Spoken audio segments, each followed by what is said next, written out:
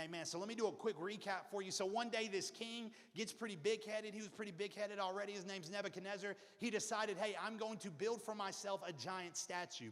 90 feet tall, 9 feet wide. Not only this, but I'm still so full of myself, I'm going to make everybody who serves me, they're going to have to come and bow to this thing as well. So he calls them all out, tells them when the music starts, you bow. So the music strikes up and literally everyone bows. Almost everybody. We got our three friends. Anybody remember their names? Shadrach, Meshach, and Abednego. They refuse to bow. They refuse to bow, and in doing so, they are brought before the king.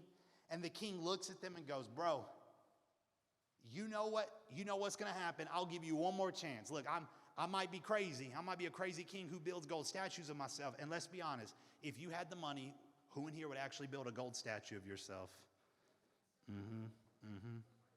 Jay, is that you saying you just scratching? Okay, just making sure. Okay, so, but he builds a statue, but he says, look, I'm gracious. I'll give you a second chance.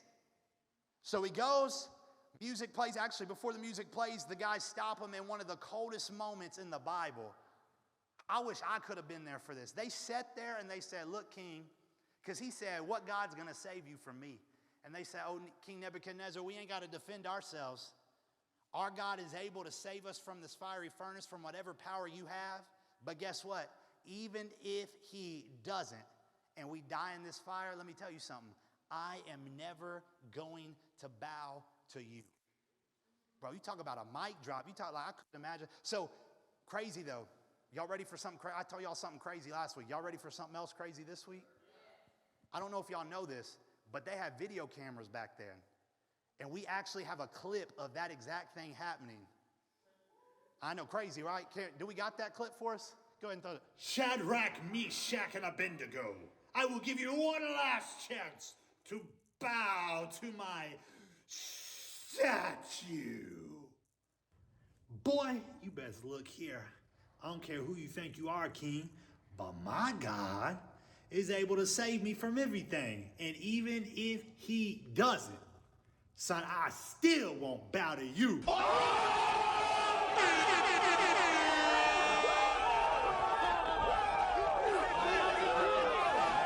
Crazy. It's incredible that after all these years, the video, round of applause, yeah? Yeah.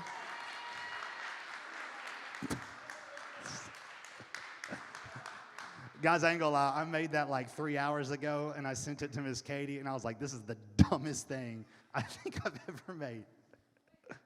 But I appreciate y'all laughing. I mean, I didn't make that. We found that many years ago. I know, it's incredible how well it's held up over time.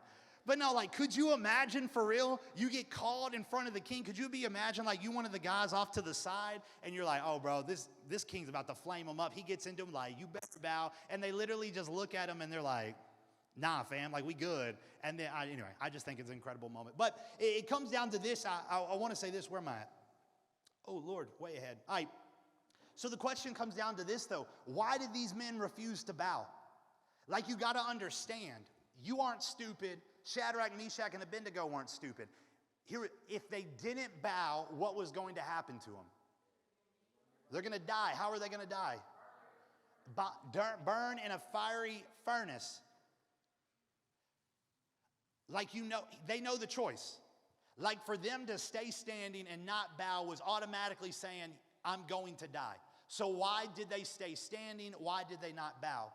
As it mentioned, these were Jewish men, and these Jewish men loved the Lord. They were very loyal and dedicated to the commandments that had been handed down from generation after generation after generation. There's two really important ones that play a role in our story tonight. Number one is this, that one of that first commandments that they were told was, you should have no other God before me.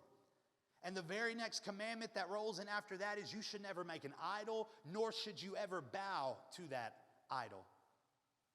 These are the commands. They're in Deuteronomy chapter 20 if you want to look that up. But anybody ever heard of the 10 Commandments? I think most all of us have heard of the 10 Commandments. All right, what I just told you were the first two. These were the commandments that these men lived their life on. And so when it was said, don't bow to another God, don't put another God before him, but then at the same time, have no other idol before you as well. See, Shadrach, Meshach, and Abednego were outcasts. They were different. They literally stood out as everyone else chose to bow. They refused to, and they stood standing. And can I just say, like Shadrach, Meshach, and Abednego, I want to be someone when everyone else in this world is bowing to idols, like I want to be one that stays standing. If I can take it a step further, my dream and my hope and my prayer for Journey Youth and each and every single one of you in this room, whether it's your first time or millionth time, like my hope for you is that you would choose to be like Shadrach, Meshach, and Abednego. That you would choose to be an outcast. That you would choose to be one that when everyone else in this world is bowing to these idols, that you're the one who stays standing. My prayer is that when you're around your friends and all of them are bowing to the idols of this world, you continue to stand. My prayer is that when you're around your family and they are bowing to the idols of this world, that you continue to stand. My prayer is that when you're on a football field, basketball court, band room, wherever you find yourself on a wrestling mat, like whatever it looks like, my prayer for you is that you would not bow to the idols of this world, but that you would stay standing. That you would stay standing. See, let me remind you, for those who have accepted Christ, for those who have put their faith in Him, for those who have chosen to follow after Jesus, you are an outcast. You're not like this world. You're a new creation. The old things that were there, the old sinful self is dead. You are now alive in Christ, a new creation. Some of y'all in this room, you might have never put your faith and trust in Jesus. You've maybe never have made a decision to follow after Him, and tonight can be your night to do so. But flip side, there's many of y'all I know in this room who have made that decision. And for you, I want to continue to encourage you to be an outcast. Continue to stand when everybody else around you bows. So what is the idols of this world? What are the things that people are bowing to? What are the things that people are worshiping? What are things that are causing us to bend a knee? First off, we got to know what an idol is. More than something made in the image of somebody, like a golden statue. Can I tell y'all, back in 2013, I had the privilege to go to Thailand on a missions trip. And one day we went and visited. We walked to go sightsee. And one of the places we went to, we walked up 999 stairs. And we were like, why wasn't there 1,000? And apparently 1,000 was bad luck and their whole little Buddhist thing. So 999 stairs. We finally get to the top of this, and there's a giant temple on top. There's monks walking around. There's literal statues of Buddha, and like they're worshiping and doing their thing. Like, so I've seen what true idol worship looks like. I even had a privilege to preach in a school one time, and there was a statue of Buddha behind me. That was pretty cool because I got to preach about a real God in front of a false one. Anyway, so yeah, for real. It was awesome. So I say all that, but like I've seen that. And can I tell you, here in the United States, we really don't see a lot of idol worship. Like it ain't like you walk in and Jordan Vandergriff over here has got like a golden baseball glove he's bowing to and like offering burnt sacrifice. Right? You're not doing that, right? Okay, that's good to know. All right, so like we don't see that. Like you're not walking in and Jay's got a shrine of all of his wrestling medals and he's like, oh, wrestling gods, please. Like that, we ain't seeing that. No? Okay, just making sure. Some of y'all are like, y'all look like too excited that I'm talking like, yeah. I'm like, okay. Anyway, so, but like we don't see that type. So what are idols then? What are idols? Because we still deal with them in this world today. More than something made of someone's image or a gold statue, it's something that we have extreme devotion for. It's something that we worship in the place of God. See, here's the thing. In all of our lives, God ought to be number one. God ought to be worshiped as number one. But what we often do is we move God to the side and we place something else in His place. And since we are creating an idol, the act of bowing to a king was a sign of like yielding, to surrendering, to submitting to his authority.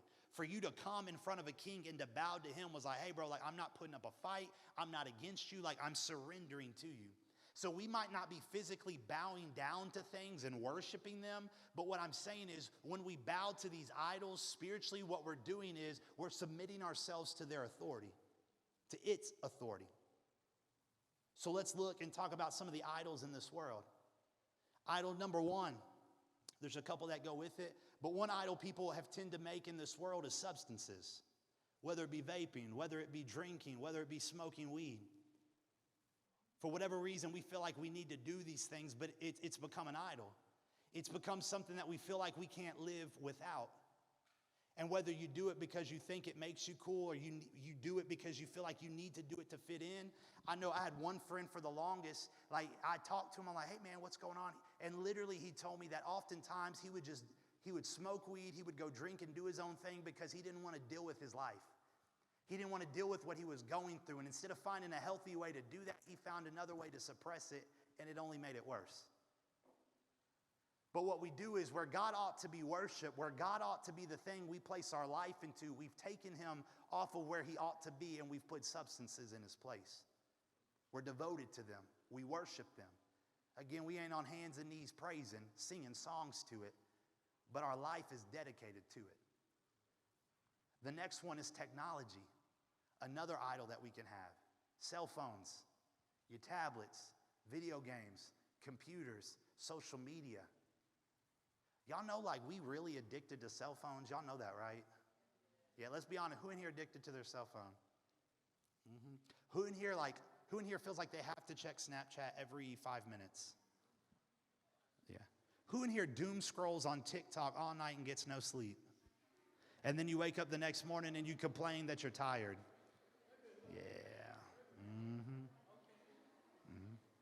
I'm sorry. For the weirdos like me, who in here scrolls on Instagram Reels?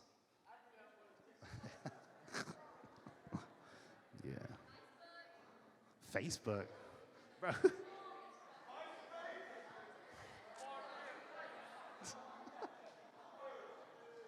All right.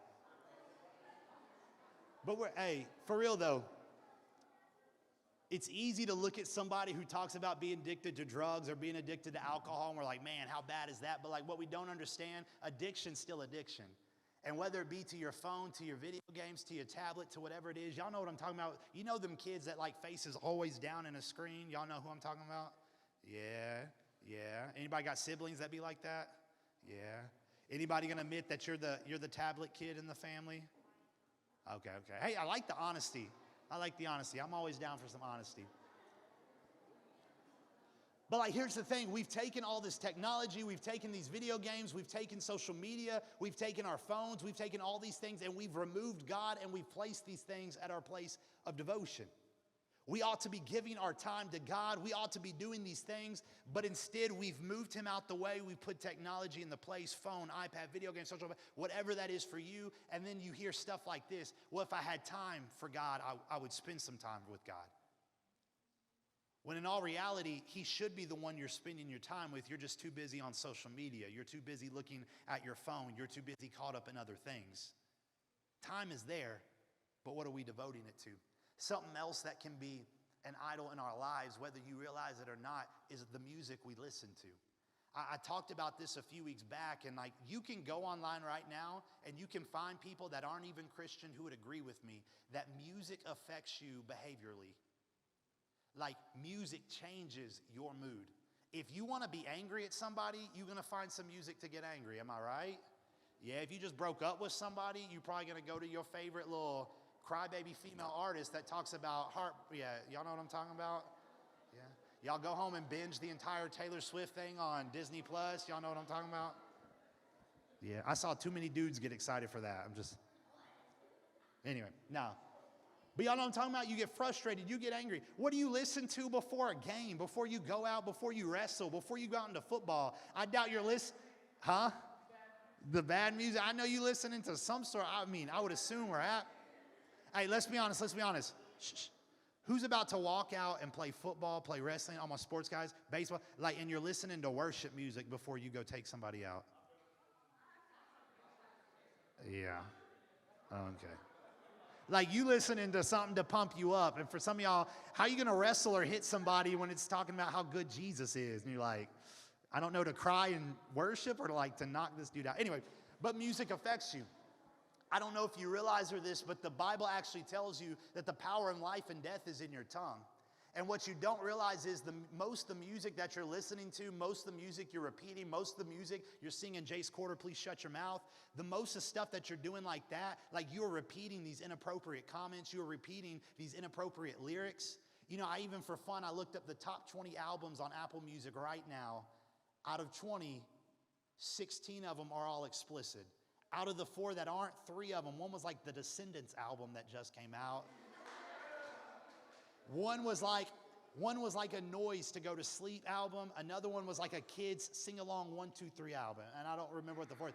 But like, listen to me for a moment. Out of the top 20 albums that we are listening to in our culture in the United States, at least 16 of the top 20 have explicit on it. What does that mean? A, there's lyrics on there that are not uplifting or something kids should be listening to, but also the content of the music that is being sang as well is not good also. And you can sit back and you can say, yeah, whatever, but what you don't realize is you are allowing these things to come into your life. Last week, for those who were here, I had this big glass up here, and we had dirty water, and I poured clean water in it, and it washed it out. Y'all remember that? Those here? Okay, here's the thing.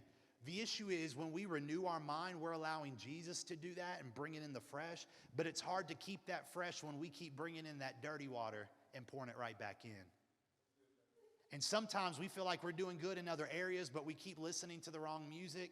We keep feeding ourselves bad things, and then we sit back and can't understand why God's not moving in our life, why things are still bad, because we're still filling ourselves with things of this world and not the things of God. Am I saying that all non-Christian music is bad? No. But what I am saying, you really need to pay attention to what's being said and what you're listening to and what you're allowing it to, because what we can do is, thank you.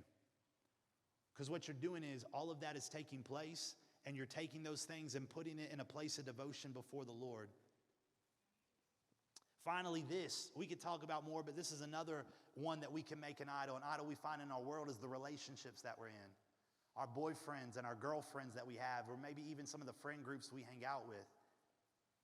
Instead of focusing on the Lord, like they have become our focus.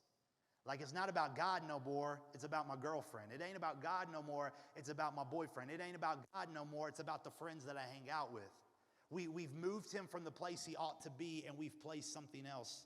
And I'm just going to say it like this, and Miss Katie can back me up on this as well. When we started dating, I looked at her straight up and I told her, you will never be number one in my life.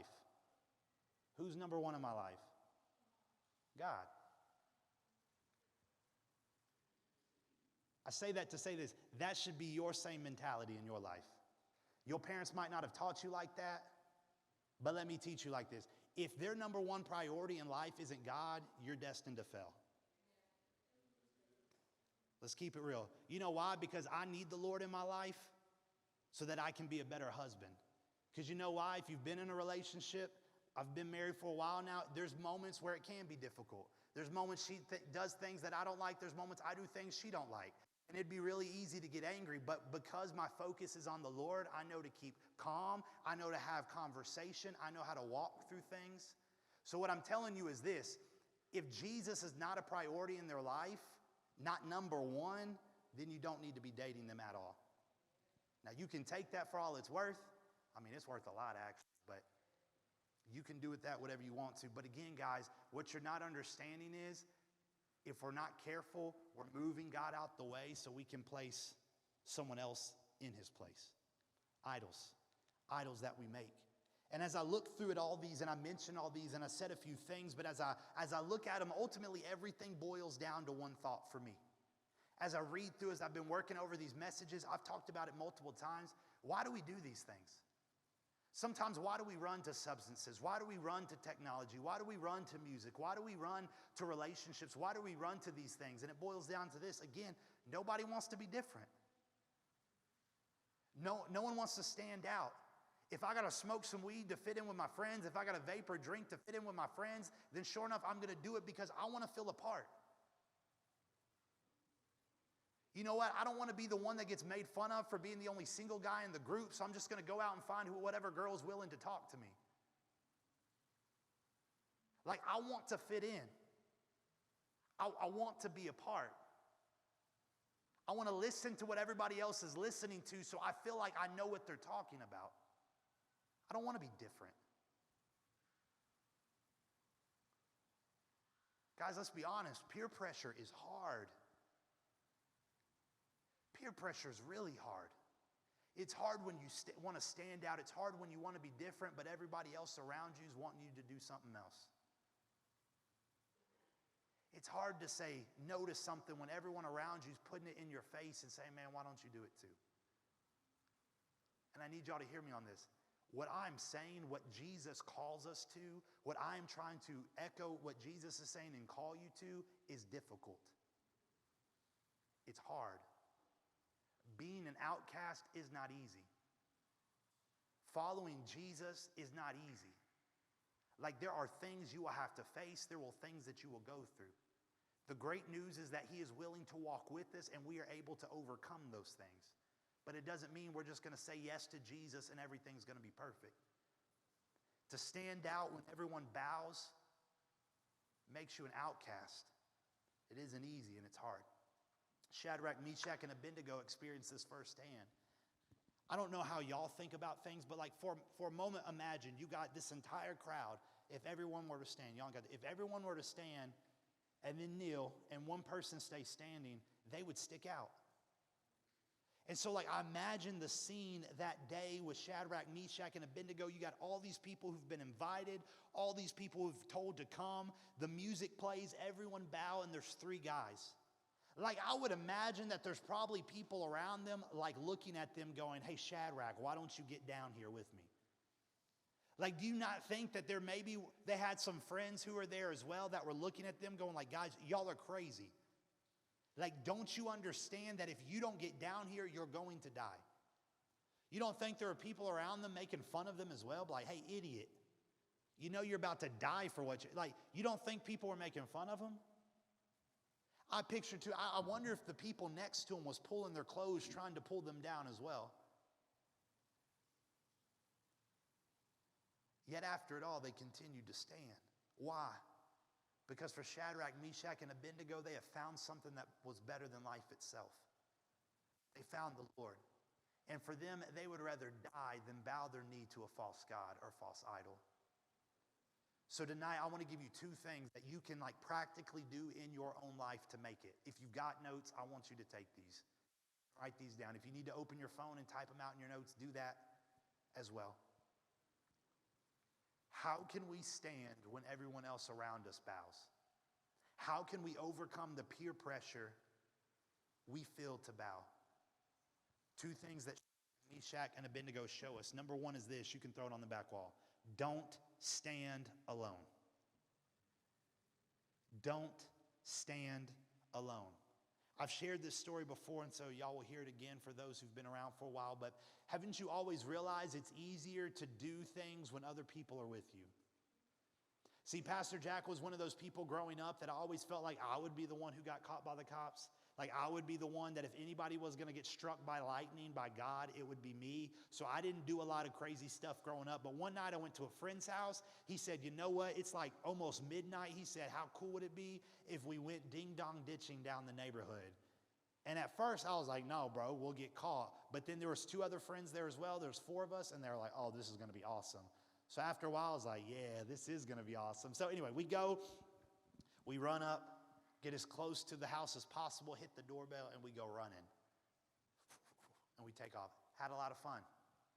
Had a lot of fun that night. But can I tell you, by myself, I would have never done something like that. But because I had other people around me, my confidence grew to go out and do something I wouldn't normally do. The Bible tells us in Ecclesiastes chapter 4, verses 9 through 10, it says this, 2 people are better off than one, for they can help each other succeed. If one person falls, the other can reach out and help. But if someone who falls alone is in real trouble, likewise, 2 people lying close together can keep each other warm. But how can one be warm alone? A person standing alone can be attacked and defeated. 2 can stand back to back and conquer. 3 are even better, for a triple braided cord is not easily broken. Ultimately, 2's better than 1, 3's better than 2. In a world where so many people compromise their faith, in a world where so many people bow their knee and do not bow their knees to idols, you need people around you who are willing to stand and stand out just like you are. Can I tell you this? You will succeed. You will succeed, or your success is based upon the people that are around you. If you got people that are bowing around you, can I tell you what you're going to do? You're going to bow just like them. But if you have people willing to stand with you and they're standing around you, it's a lot easier to stand with them. So we need to have people around you. You need people that love the Lord like you and that want more of God like you do. You need people in your life that don't want to compromise their faith like you do. You need people in your life that care more about the Lord and how he sees you than other people around you like you do. You need friends in your life that are willing and okay to be labeled outcasts like you. And for some of y'all, that looks like moving some friends out of your life so you can add some new friends in your life that do truly love the Lord. Pastor Jack, that's not easy. I already told you, being an outcast isn't easy. It is difficult, but it's worth it. It's worth it. Number two is this. Number one was don't stand alone. Number two is this. Atmosphere determines pressure. Atmosphere determines pressure. Where we find ourselves determines the pressure we face to stand for the Lord. Haven't you realized how easy it is to love the Lord and worship him when you're at church or you're at camp or you're in a situation like this, but the moment you step into your house, you step home, things are really difficult. You step into school, how hard it is to stand for Jesus versus what you were just declaring at camp a few weeks back. See, Shadrach, Meshach, and Abednego knew what was coming. They knew the pressure they were about to face. They knew the things they were about to have to deal with. They weren't stupid, but what they did was they determined before they ever walked into that place that we are going to stand. Can I tell you, each of us in this room know the pressures we face when we walk into our homes. Each of us know the pressures we face when we walk into our school. Each of us know the pressures we face when we get around certain family members that aren't good for us. People, like you know the pressures you face, the peer pressure that comes up when you get around certain friend groups in your life as well. Y'all know what I'm talking about? Yeah? Okay. You know the pressures.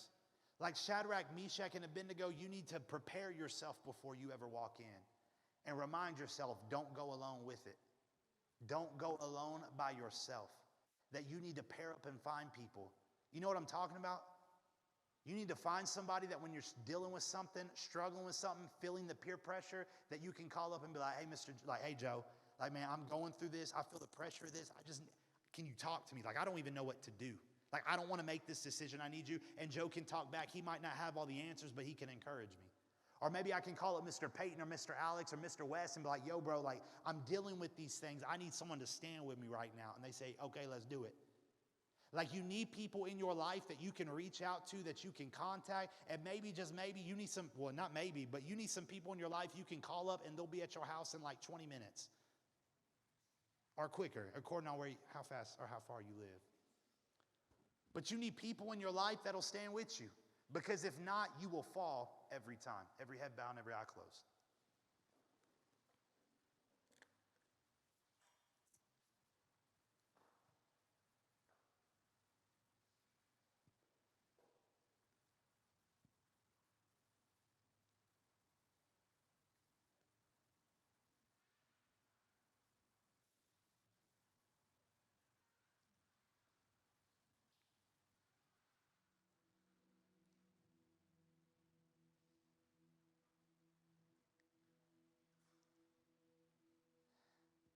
I really feel like if you can get this, it'll change your life.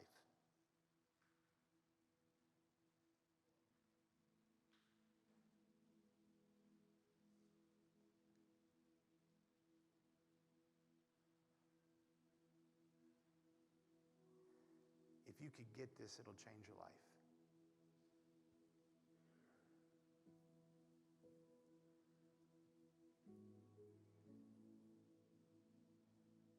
I'm going to say it one more time because I think someone needs to understand. If you can get this, it will change your life.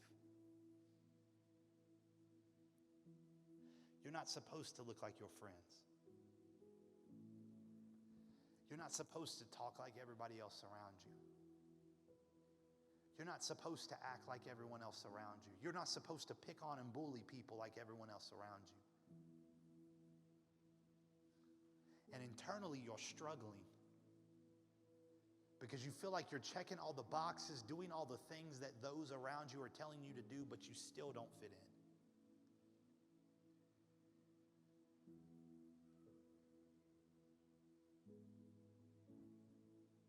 Because you're an outcast and you're different.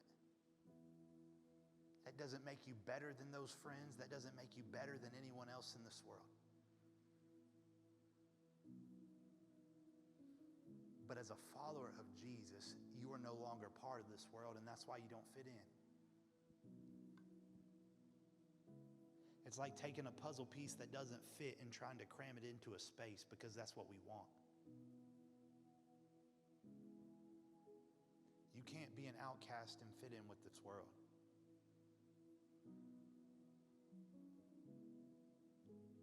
You're different.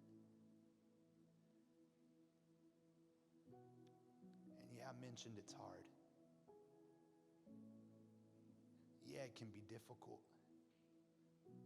What Jesus calls us to is to pretty much give up this world and to follow him. Yeah, that is hard. But can I tell you, in all my years of following him and giving up this world, he really is the best thing ever.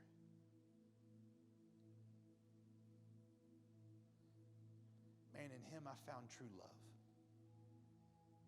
In him I found true peace. In him I found true joy. That even in the midst of difficult moments, I can smile and I can laugh. You know why? Because God's still good. And my joy isn't dependent upon my emotions. I'm joyful because I'm in the Lord.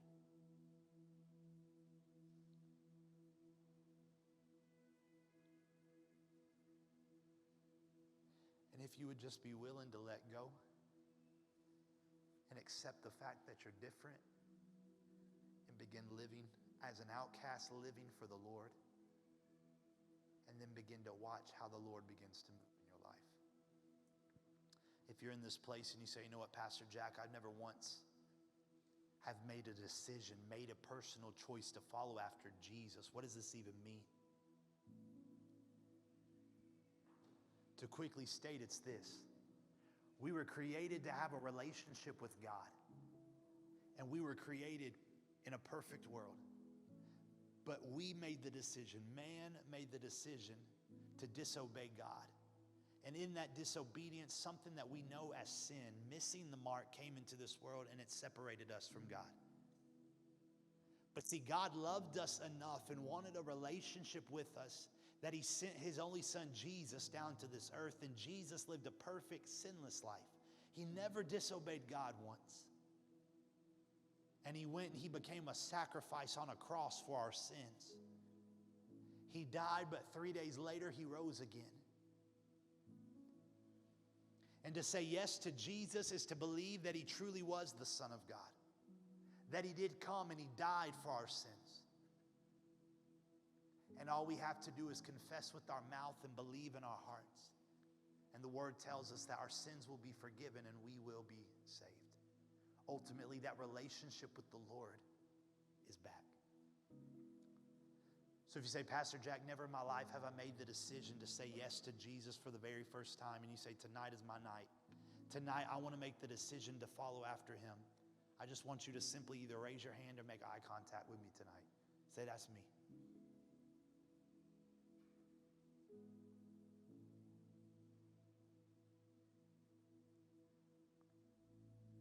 Thank you. Second is this. I made it a little more lighthearted because I know it can be a difficult, tough subject sometimes to talk about. But some of you in this room, you've been bowing your knee to one of the idols we talked about tonight. You've been bowing your knee to the idol of substances. You've been bowing your knee to the idol of technology. You've been bowing your knee to the idol of relationship. You've been bowing your knee to the idol of music. That you have taken God out of his place as number one in your life, and you have taken something else and put him in place. And tonight you say, you know what, Pastor Jack, I don't want to bow to this thing anymore. That tonight I want to choose to stand. Once again, that tonight I want to put Jesus back where he ought to be. If that's you in this place, I want you to simply raise your hand and make eye contact with me. Say, you know what, there's some things that I've been bound to. There's some things that I've been dealing with.